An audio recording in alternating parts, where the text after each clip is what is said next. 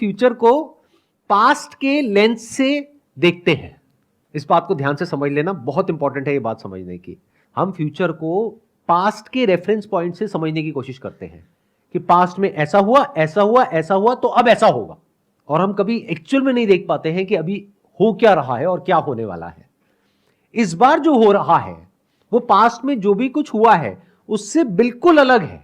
यानी कि जब मशीन्स आई, कंप्यूटर्स आए, तो क्या हुआ कि वो लोग जो मैनुअली काम करते थे उन्होंने एक स्किल एक्वायर करी उस मशीन को ऑपरेट करने की या कंप्यूटर को ऑपरेट करने की, और जॉब्स बढ़ गई।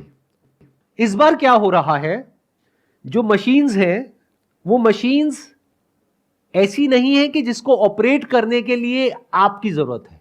Machines are intelligent enough to work on their own without the need of humans. AI को इस तरीके से देखो कि उसके अंदर infinite amount of information available है और उसके बेस पे जो पॉसिबिलिटीज हैं वो भी इन्फिनिट है।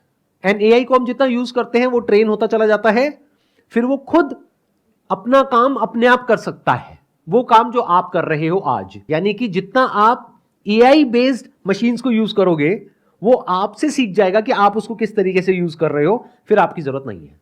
तो दोनों में फर्क समझ आया? पहले की मशीन्स इंटेलिजेंट नहीं होती थी।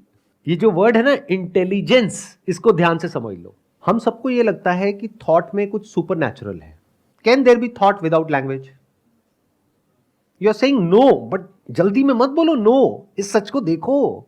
जो हमारा थॉट है वो लैंग्वेज पे बेस्ड है, कंप्यूटर प्रोग्रामिंग है वो लैंग्वेज पे बेस्ड है।